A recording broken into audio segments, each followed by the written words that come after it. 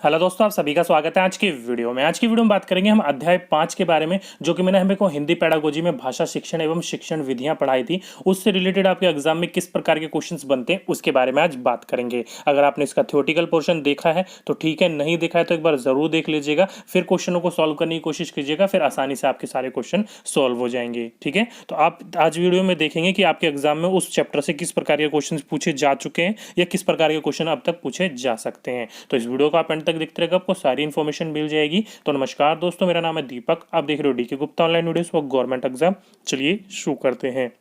तो आज का पहला क्वेश्चन क्या बोल रखा है कि भाषा शिक्षण में बहुमुखी प्रयास का अभिप्राय है। देखो, बहुमुखी प्रयास का कहने का तात्पर्य यहाँ पर यह है कि आपकी जो भी क्लासेस चल रही है उसमें क्या करा जा रहा है, सब में आपकी भाषा के ऊपर जोर देकर भाषा भी कहीं ना कहीं इंक्लूड करके पढ़ाई जा रही है, उसी को ही बहुमुखी प्रयास कहा जाता है।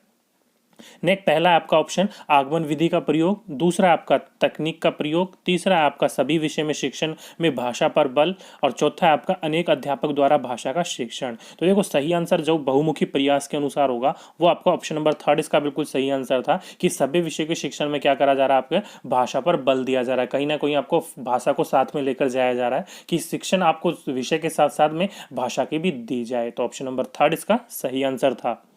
नेक्स्ट क्वेश्चन, गणित विज्ञान सामाजिक विज्ञान की कक्षा एक तरह से भाषा की ही कक्षा है। बिल्कुल सही बात है, जो भी आपकी कक्षा होती है उसमें कहीं ना कहीं भाषा का उपयोग तो होता ही है। इस कथन में के समर्थक में कौन सा तर्क सबसे कमजोर है? तो कौन सा तर्क आपको ऐसा है जो इसमें से थोड़ा सा कमजोर हो सकता है?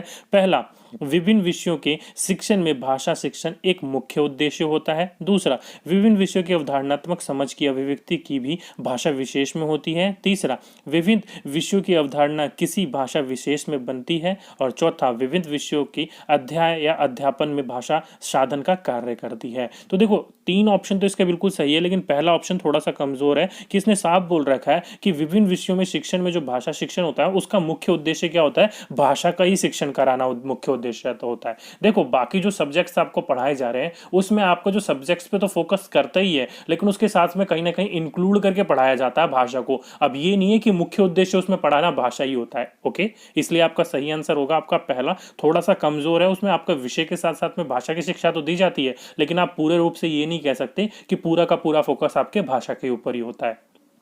नेक्स्ट है आपका भाषा शिक्षण की प्रत्यक्ष विधि में आपका क्या शामिल होता है? तो मैंने आपको प्रत्यक्ष विधि पढ़ाई थी। पहला, अतिरिक्त शिक्षण सामग्री की कोई आवश्यकता नहीं।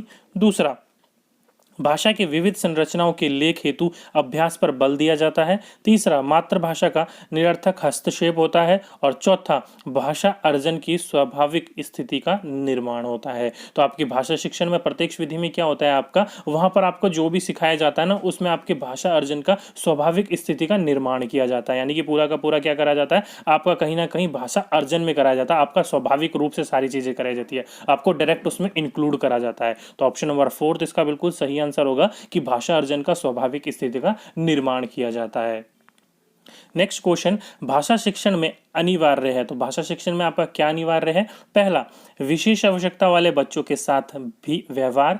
दूसरा, वर्तनी संबंधी गृह कार्य, मानक भाषा पर बल, या समग्रतावादी दृष्टिकोण। समग्रतावादी दृष्टिकोण मतलब सबको एक साथ लेकर चलने की बात करी जा रही है। तो आपके भाषा शिक्षण में क्या होता है, ऑप्शन नंबर फोर्थ इसका सही आंसर होगा कि समग्रतावादी दृष्टिकोण, यानी कि सब बच्चों को किसी को भी पीछे ना छोड़ाया जाए, सबको एक साथ लेकर आगे बढ़ने की बात करी जाती है। तो ऑप्शन नंबर फोर्थ इसका बिल्कुल सही आंसर होगा कि भाषा शिक्षण में आपका अनिवार्य है कि सभी बच्चों को साथ में लेकर चला जाए।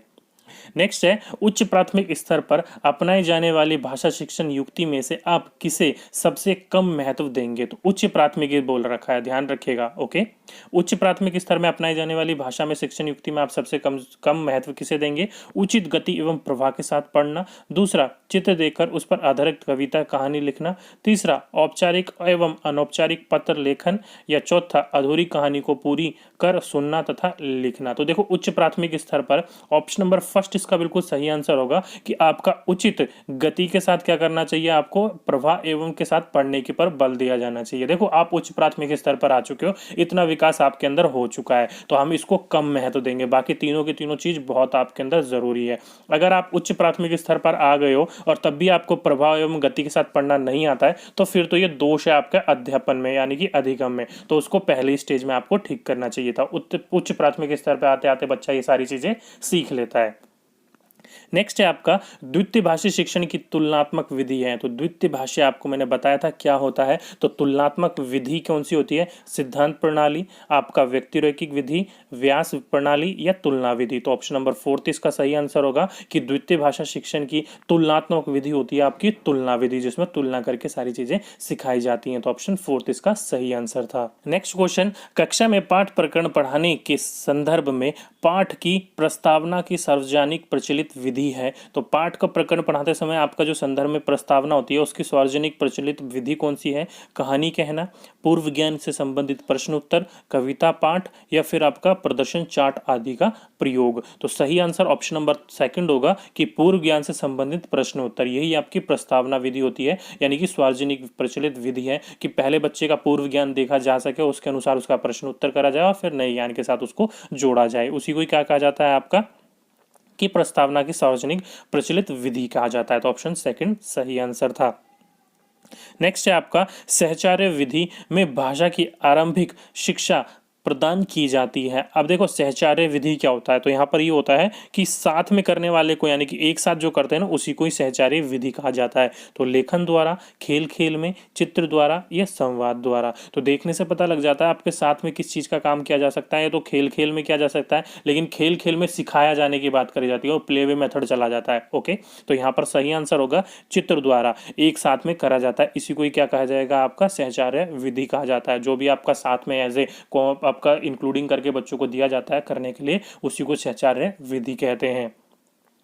नेक्स्ट है आपका ध्वनि संवेय विधि द्वारा। तो ध्वनि संवेय विधि द्वारा आपका क्या किया जाता है? पहला, उच्चारण से हाव भाव सिखाया जाता है। ध्वनि में समानता रखने वाले शब्दों को एक साथ सिखाया जाता है। अनुकरण करके सिखाया जाता है, या उपयुक्त में से कोई नहीं। तो ऑप्शन 2 इसका सही आंसर था कि ध्वनि में समानता रखने वाले शब्दों को एक साथ सिखाया जाता है। कई ध्वनि ऐसी होती है जैसे शा, शा या श्रा, वो क्या होते हैं? सारे एक जैसी ध्वनि लगी जाती है। तो जिसमें आपकी एक समानता सारी चीजें लगती हैं, उनको एक साथ में लाकर उनको सिखाया जाता है और बच्चों को बताया जाता है कि इसको किस प्रकार से आपको उच्चारण करना होता है।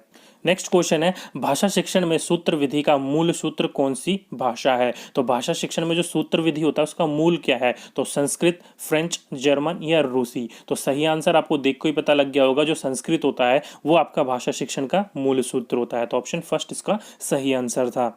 नेक्स्ट क्वेश्चन, भाषा शिक्षक का दायित्व है क्यों है? तो भाषा शिक्षक का आपका मेन दायित्व क्या है? पहला, सभी बच्चों को समान रूप से गृह कार्य दें। दूसरा, सभी बच्चों को भाषा प्रयोग की एक समान कुशलता विकसित करें। तीसरा, सभी बच्चों में सामान्य रूप से प्रश्न पूछे जाएं। या चौथा, सभी बच्चों की सहज भाषा क्षमता को पहचानें। तो इसका सही आंसर क्या होगा कि देखो सबसे मेन दायित्व आपका यही होता है, एक तो सब बच्चों को सामान्य रूप से आपको सीखने के मौके देने चाहिए, लेकिन ऐसा ऑप्शन आपका कहीं पर भी नहीं है। लेकिन ऑप्शन नंबर 4 इसका सही आंसर होगा कि सभी बच्चों की सहज भाषा क्षमता को पहचाने, यानी कि उनकी भाषा को पहचान कर उसको उसी प्रकार के शिक्षण विधि के साथ आगे की तरफ लेके जाना। इसलिए सभी बच्चों की क्षमता को पहचानना ही मेन इंपॉर्टेंट कार्य होता है अपने शिक्षक का। नेक्स्ट है आपका, भाषा सीखने की कौन सी विधि मातृभाषा को मध्य स्तर बनाए बिना दूसरी भाषा को सीखने में सहायक होती है? तो मैंने आपको बताया था कि कौन सी ऐसी विधि है जिसमें मातृभाषा का इंक्लूड नहीं किया जाता, मतलब उसके बिना ही दूसरी भाषा सीखने में आपको वो सहायता देती है। तो कौन सी ऐसी भाषा थी? तो मैंने आपको बताया था ऐसी विधि आपकी प्रत्यक्ष विधि होती है। तो ऑप्शन नंबर 3 इसका बिल्कुल सही आंसर था, जो कि आपकी मातृभाषा को मध्य स्तर बनाए बिना ही दूसरी भाषा को सिखाया जाता है, उसमें सहायता देती है। तो ऑप्शन 3 इसका इंपॉर्टेंट है क्वेश्चन, ध्यान रखिएगा, प्रत्यक्ष विधि। नेक्स्ट है आपका, भाषा शिक्षण में खेल का सर्वाधिक महत्वपूर्ण स्थान है क्योंकि? अब तो भाषा शिक्षण में खेल का सर्वाधिक महत्वपूर्ण किस लिए है? पहला, खेल भाषा को विस्तार देता है। दूसरा, खेल में आनंद आता है। तीसरा, खेल की शारीरिक विकास होता है। और चौथा, भाषा शिक्षक को कम श्रम करना पड़ता है। तो ऑप्शन 1 इसका बिल्कुल सही आंसर होगा कि खेल क्या है? भाषा को विस्तार देता है, मतलब उसको आगे बढ़ाता है। तो ऑप्शन 1 इसका बिल्कुल सही आंसर था। नेक्स्ट क्वेश्चन, अब वो कैसे बढ़ाता है? तो देखो, अपने जो खेल करने के लिए आपको क्या करना जाता है? कम्युनिकेशन स्किल बनाया जाता है। वो चाहे कबड्डी हो, फुटबॉल हो, सब चीज में आपने कहीं ना कहीं भाषा का बिल्कुल कोरिलेशन करके चलना पड़ता है। इसलिए क्या करता है? वो भाषा को आगे बढ़ाता है और साथ में आपका समाजीकरण का विकास भी करता है। नेक्स्ट क्वेश्चन, भाषा सीखने सिखाने के संदर्भ में गृह कार्य का उद्देश्य होता है। तो आपके भाषा सीखने सिखाने के संदर्भ में वो जो गृह कार्य दिया जाता है उसका मेन क्या होता है? पहला, अभिभावक को प्रसन्न करना यानी कि पेरेंट्स को। दूसरा, बच्चों को कार्य में व्यस्त रखना। तीसरा, कॉपी भरवाना। या चौथा, सीखने को विस्तार देना। तो ऑप्शन 4 इसका सही आंसर होगा कि जो गृह कार्य दिया जाता है वो बच्चे ने जो सीखा है उसको और आगे के में वृद्धि करने के लिए, उसको और अच्छे से समझने के लिए गृह कार्य दिया जाता है। तो ऑप्शन 4 सही था इसका।